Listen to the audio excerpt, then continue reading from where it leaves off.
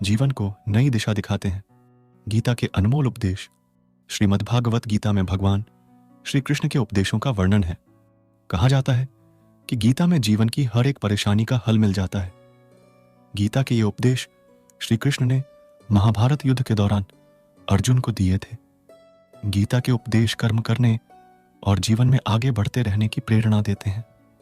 ऐसे में किसी भी परेशानी का हल पाने और जीवन में सफलता पाने के लिए गीता की कुछ बातों का ध्यान रखना चाहिए। कहा जाता है कि जो भी व्यक्ति गीता की इन बातों का जीवन में अनुसरण कर लेता है वह हर काम में विजय हासिल कर सकता है। आइए जानते हैं गीता के अनमोल उपदेशों के बारे में। श्रीमद् भागवत गीता के अनमोल उपदेश। श्री कृष्ण के अनुसार परमात्मा कभी किसी का भाग्य नहीं लिखते हैं। जीवन के हर एक कदम पर हमारी सोच, हमारा व्यवहार और हमारे द्वारा किए गए कर्म ही हमारा भाग्य लिखते हैं। गीता में भगवान श्री कृष्ण ने कहा है कि परिस्थितियां चाहे कितनी भी खराब हों, वो हमेशा एक जैसी नहीं रहती हैं, वो बदलती रहती है। इसलिए मनुष्य को दुख की घड़ी में हिम्मत नहीं हारना चाहिए। गीता में श्री कृष्ण ने अर्जुन से कहा है कि जिंदगी में दो व्यक्ति जीवन को नई दिशा दे जाते हैं। एक वो जो मौका देता है और दूसरा वो जो धोखा देता है। श्रीमद् भागवत गीता के अनुसार ईश्वर कभी भी किसी व्यक्ति के साथ नाइंसाफी नहीं करता है। वो व्यक्ति को केवल वही देता है जिसके वो लायक है। श्रीमद् भागवत गीता के अनुसार जब भी हिम्मत टूटे तो एक बात हमेशा याद रखना, चाहे कोई आपके साथ हो या ना हो, पर ईश्वर आपके साथ है और हमेशा साथ रहेंगे। भगवद गीता मानव अस्तित्व पर भगवान का मैनुअल है। यह ब्रह्मांड पर भगवान का उपयोगकर्ता पुस्तिका है। आधुनिक समाज में समस्या यह है कि हमने अपने स्वयं के नियमों का आविष्कार किया है, और क्योंकि हम भगवद गीता में भगवान द्वारा निर्धारित नियमों की उपेक्षा करते हैं, शरीर और मन सहित प्रकृति से कैसे निपटें, इस पर स्पष्ट नियम समाज टूट रहा है।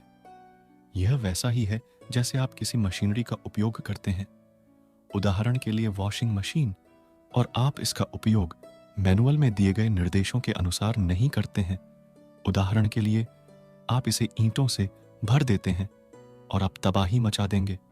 वर्तमान विश्व परिदृश्य में यही हो रहा है। भगवद गीता में कृष्ण की शिक्षाओं का पालन करें और प्रकृति के साथ सद्भाव में एक अच्छा जीवन जिएं और अंत में मुक्ति भी प्राप्त करें, यदि आप भौतिक दुनिया से बाहर निकलने के लिए तैयार हैं। यदि नहीं, यदि आप केवल शरीर में रहना और उसका आनंद लेना चाहते हैं, तो भी आप भगवद गीता के निर्देशों का पालन करके सर्वोत्तम संभव तरीके से ऐसा कर सकते हैं। कृष्ण के नियमों की उपेक्षा करें। आधुनिक उपभोक्ता संस्कृति में आविष्कृत नियमों, व्यापारियों के एक समूह द्वारा स्थापित नियमों के अनुसार चलें और एक बेकार जीवन जिएं। यह इतना आसान है, इससे कोई फर्क नहीं पड़ता कि आप किस में विश्वास करते हैं, आप खुद को धार्मिक मानते हैं या नहीं।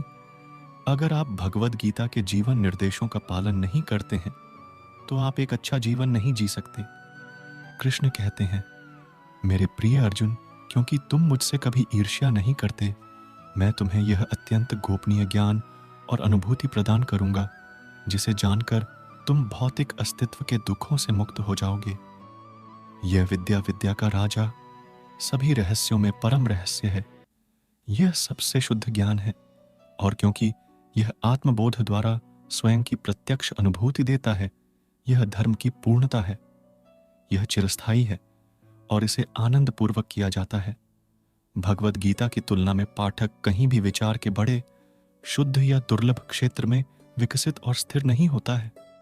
सभ्यता में लोगों को यह नहीं सिखाया जाता कि प्रकृति के साथ कैसे व्यवहार करें और उसके साथ कैसे जुड़ें। इसीलिए वह उनके साथ सहयोग करेगी और बदले में उनके साथ अच्छा व्यवहार करेगी। आज विचार प्रौद्योगिकी द्वारा प्रकृति पर विजय प्राप्त करने का है, लेकिन प्रकृति को तकनीक से नहीं जीता जा सकता। सम्मान की उचित सामूहिक मानसिकता से ही प्रकृति मां पर विजय प्राप्त की जा सकती है। प्रकृति एक महिला है, एक देवी है। हम उसे धरती माता भी कहते हैं, और हम सभी जानते हैं कि अपनी महिलाओं के साथ गलत व्यवहार करने से हमें किस नरक का सामना करना पड़ता है। भौतिकवादी के लिए प्रकृति केवल प्राकृतिक संसाधनों के दोहन की वस्तु है। दिव्य चेतना वाले व्यक्ति के लिए प्रकृति एक देवी है जिसकी पूजा, आदर और सम्मान किया जाना चाहिए। यदि हम प्रकृति के साथ उचित व्यवहार नहीं करते हैं तो वह हमसे नाराज हो जाती है, और जब प्रकृति हमसे नाराज होती है तो वह हमें बहुत कठिन समय देती है।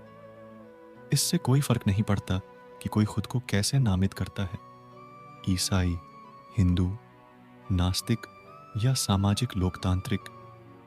यदि कोई प्रकृति के नियमों का पालन नहीं करता है, जैसा कि भगवद गीता में वर्णित है, तो सब कुछ नरक में चला जाता है और दुनिया की सभी तकनीक बेकार है। हमें बचाने जा रहे हैं। एकमात्र चीज जो हमें बचा सकती है वह है कम से कम जीवन के प्रति समग्र दृष्टिकोण विकसित करना, अर्थात हम सभी एक ही संपूर्ण का हिस्सा हैं। हालांकि अधिकांश आधुनिक लोग नास्तिक मानसिकता के हैं। भले ही वे स्वयं को ईसाई, हिंदू, बौद्ध, यहूदी, मुस्लिम आदि बहुत कुछ कहते हैं, लेकिन उनमें आध्यात्मिक समझ नहीं है। उनके पास समग्र समझ भी नहीं है। किसी भी स्थिति में यह एक रुग्ण समाज का संकेत है। जब अधिकांश लोग भौतिकवादी हैं, जब बहुसंख्यक लोग प्रकृति को एक व्यक्ति के बजाय एक वस्तु की तरह मानते हैं, तो उन्हें प्रकृति द्वारा दंडित किया जाएगा। प्राकृतिक आपदाएं, बीमारी, सामाजिक अशांति, युद्ध और सभी प्रकार के दुख। अभी हम इसी गड़बड़ी में हैं। केवल अज्ञानता में रहने वाले लोग ही इस स्पष्ट तथ्य का पता नहीं लगा सकते हैं, और क्योंकि वे बहुसंख्यक हैं, समाज टूट रहा है। प्रकृति को बदलने के लिए केवल एक चीज जो कर सकता है वह है सबसे पहले स्वयं को बदलना। हम वास्तव में अन्य लोगों को नहीं बदल सकते, न ही हम दुनिया को बदल सकते हैं। हम में से कोई भी वास्तव में केवल स्वयं को बदल सकता है। यदि कोई नास्तिक मानसिकता में रहता है तो वह स्वयं को नुकसान पहुंचाता है, क्योंकि वह चेतना के निचले स्तर पर चला जाता है, एक ऐसा स्तर जहां ध्यान शरीर और दिमाग की मांगों को पूरा करने पर होता है। इस युग में परम चेतना को सहजता से उपलब्ध करा दिया गया है। ऐसा इसलिए है क्योंकि भगवान पतित आत्माओं के प्रति प्रेमपूर्ण और दयालु हैं, और वह अच्छी तरह से जानते हैं कि कली के वर्तमान युग में आम जनता विशेष रूप से नासमझ और भ्रमित है।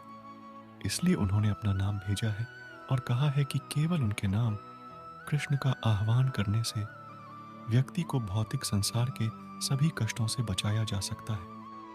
कई बार मुझे जीवन में बहुत बुरी तरह हार का सामना करना पड़ा है और मैंने आशा खो दी है, क्योंकि मुझे वह परिणाम नहीं मिला जिसके बारे में मैंने सोचा था कि मैं उसका हकदार हूं। मुझे यकीन है कि कई लोग इससे सहमत होंगे। हम सभी अपने जीवन में कुछ बिंदुओं पर बड़े असफल हुए हैं। अब जब मैं पीछे मुड़कर देखता हूं तो मुझे बिंदु जुड़ते हुए दिखाई देते हैं, और कैसे हर नकारात्मक स्थिति ने किसी न किसी तरह से मेरी मदद की, मैं उस समय समझ नहीं सका। मैं इस बात से इनकार नहीं कर सकता कि मैं कई महत्वपूर्ण मौकों पर बेहद भाग्यशाली रहा हूं जहां बहुत कुछ गलत हो सकता था। गीता का हवाला देते हुए आपको अपने निर्धारित कर्तव्यों का पालन करने का अधिकार है, लेकिन आप अपने कार्यों के फल के हकदार नहीं हैं। कभी भी अपने आप को अपनी गतिविधियों के परिणामों का कारण न समझें, न ही निष्क्रियता से जुड़ें। यह एक बहुत ही सरल कथन है, लेकिन पहले यह समझना कठिन है कि इसका वास्तविक अर्थ क्या है, और इसे वास्तविक जीवन में लागू करना और भी अधिक चुनौतीपूर्ण है। उदाहरण के लिए, मान लीजिए कि आप किसी परीक्षा की तैयारी कर रहे हैं जो 5 महीने में होने वाली है। अब यह परीक्षा आपके लिए बेहद महत्वपूर्ण है और आप विश्वास करते हैं कि आपका पूरा जीवन इस पर निर्भर करता है। आप यह महसूस करते हुए तैयारी शुरू कर दें कि दांव पर क्या है।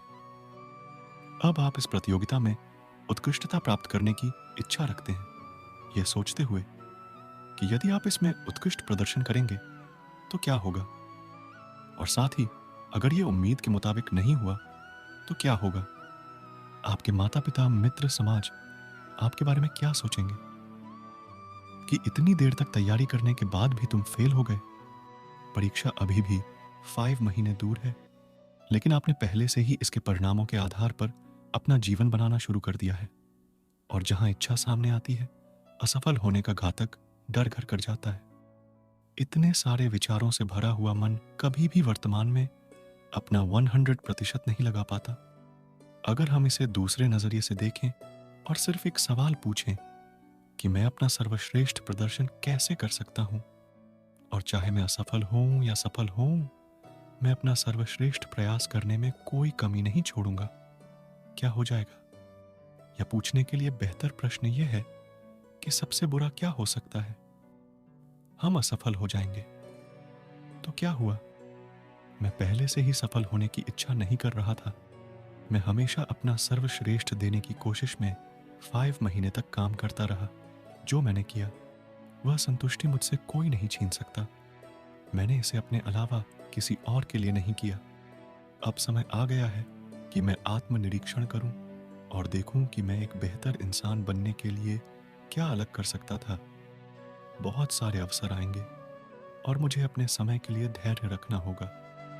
मुझे नहीं पता कि यह बात कैसे पक्की हो गई कि कृष्ण भगवान है, लेकिन ऐसा हुआ, और फिर भगवत गीता का हर शब्द स्वतः ही सत्य हो गया। धीरे धीरे एक के बाद एक बात स्पष्ट होती गई। आत्मा शाश्वत है, शरीर से अलग है।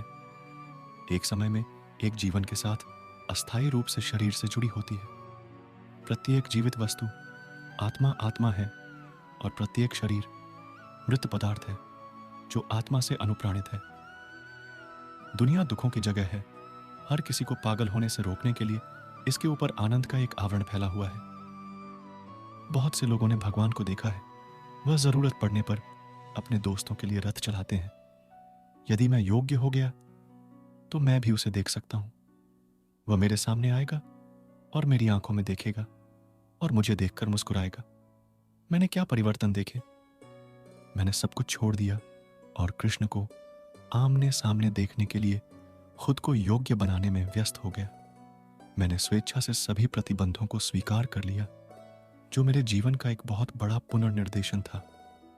उस समय तक मैं पश्चिमी संस्कृति में पला बढ़ा एक नियमित लड़का था, जो हर भोजन में नॉनवेज खाता था, शराब पीता था, सिगरेट पीता था और नशा करता था। उसकी गर्लफ्रेंड थी। उसे तेज मोटर बाइक और रॉक संगीत पसंद था। मेरे लंबे बाल, घनी दाढ़ी और कुछ सुंदर रैंक वाली जीन्स थी। मैंने यह सब व्यापार करना और भगवान के सर्वोच्च व्यक्तित्व के आमने सामने आने के अवसर के लिए हरे कृष्ण का जाप जोड़ना एक उचित सौदा माना। मैंने सोचा कि 10 साल में मैं यह कर पाऊंगा। कुछ वर्षों के बाद मैंने उसे संशोधित किया, और कुछ और वर्षों के बाद मैंने उसे फिर से संशोधित किया। अब 40 साल बाद मेरे पास कोई आंकड़ा नहीं है। मैंने पाया है कि यह उस तरह काम नहीं करता है। हम अपने प्रयासों से कृष्ण के पास नहीं पहुंचते। वे प्रसन्न होने पर हमारे पास आते हैं। मुझे कुछ लुभावनी झलकियां मिली है, इसलिए चाहे इसमें कितना भी समय लगे, ये इसके लायक होगा। मनमना भव मद्भक्तो मदयाजी माम नमस्कुरु माम एवैश्यसि सत्यम ते प्रतिजाने प्रियो। सी में अनुवाद। सदैव मेरा चिंतन करो, मेरे भक्त बनो, मेरी पूजा करो और मुझे प्रणाम करो। इस प्रकार तुम निस्संदेह मेरे पास आओगे। मैं तुमसे यह वादा करता हूं, क्योंकि तुम मेरे बहुत प्यारे दोस्त हो। संक्षेप में भगवद गीता कहती है, बीजी 18.66 सर्वधर्मान् परित्यज्य माम एकम शरणं व्रज अहम त्वं सर्व पापेभ्यो मोक्षयिष्यामि मां शुच। अनुवाद। सभी प्रकार के धर्मों को त्याग दो और केवल मेरी शरण में आ जाओ। मैं तुम्हें सभी पापों से मुक्ति दिलाऊंगा, डरना मत। भगवत गीता बहुत कुछ कहती है, लेकिन कृष्ण निश्चित रूप से आपको एक मशीन की तरह काम करने और बिना पूछताछ या समझे बस काम करते रहने के लिए नहीं कहते हैं। वह मशीनी व्यवहार है, मनुष्य का नहीं। कृष्ण ने अर्जुन को आत्म साक्षात्कार का विज्ञान और संसार का पूर्ण सत्य समझाने में 1 मुहूर्त अर्थात 45 मिनट का समय बिताया, जहां वे वास्तव में उसे शुरुआत में ही अपना विराट रूप दिखा सकते थे और उसे लड़ने का आदेश दे सकते थे, लेकिन उसने ऐसा नहीं किया। क्यों? क्योंकि कृष्ण अपने भक्तों के साथ जुड़ने में विश्वास रखते हैं। उसे दूसरों पर रौब जमाना और आदेश देना पसंद नहीं है। इसके बजाय वह उनके साथ जुड़ता है, उनसे सवाल पूछता है, उन्हें अवधारणाएं समझाता है और इससे उसे अलौकिक आनंद मिलता है। उन्हें आत्म साक्षात्कार का पूरा विज्ञान समझाने के बाद, यहां तक कि उन्हें अपना विराट रूप दिखाने के बाद, कृष्ण कहते हैं, यथेच्छसि तथा कुरु, जिसका अर्थ है वह करो जो तुम करना चाहते हो। वह उसे अपने निर्देशों का पालन करने के लिए न तो आदेश देता है, न आदेश देता है और न ही अनुरोध करता है। इसके बजाय वह खुश हैं कि अर्जुन ने उनसे सलाह मांगी। जब निराशा का समय आया तो उन्होंने उनके सामने आत्मसमर्पण कर दिया। अपनी भौतिकवादी बुद्धि के बजाय शाश्वत बुद्धि पर भरोसा किया और यही उनके लिए पर्याप्त है। अगर अर्जुन ने इस पूरे परिदृश्य के बाद युद्ध न करने का फैसला किया होता तो उन्होंने उसे ऐसा करने के लिए दंडित भी नहीं किया होता। भगवान के सर्वोच्च व्यक्तित्व कृष्ण और अर्जुन के बीच का दिव्य संवाद केवल कृष्ण द्वारा कठिन समय में अर्जुन की मदद करना और उसे धर्म के लिए लड़ने के लिए प्रेरित करना नहीं है। यह केवल प्रश्न और उत्तर की सलाखों तक ही सीमित नहीं है, यह उससे कहीं अधिक है। कृष्ण ने उन्हें उस समय जितना जानने की आवश्यकता थी उससे कहीं अधिक बताया, ताकि हम मनुष्य जब पारलौकिक ज्ञान के बारे में पढ़ें तो उससे लाभ उठा सकें। यह कृष्ण द्वारा अर्जुन को एक योद्धा की तरह लड़ने की आज्ञा देने और अर्जुन द्वारा उनके आदेशों का पालन करने से कहीं अधिक है। तो हाँ, मुझे नहीं लगता कि आप जो व्याख्या कर रहे हैं वह भगवद गीता संक्षेप में क्या कहती है। इसके बजाय मेरा मानना है कि यह जितना आप सोचते हैं उससे कहीं अधिक कहता है। आपको उनके दिव्य अनुग्रह ऐसी भक्ति वेदांत स्वामी प्रभुपाद द्वारा लिखित भगवद गीता यथारूप का अनुवाद अवश्य पढ़ना चाहिए। टिप्पणी आपको भगवान के गीत के वास्तविक सार को पकड़ने और उनके शब्द की प्रकृति को बहुत अद्भुत ढंग से समझने में मदद करेगी।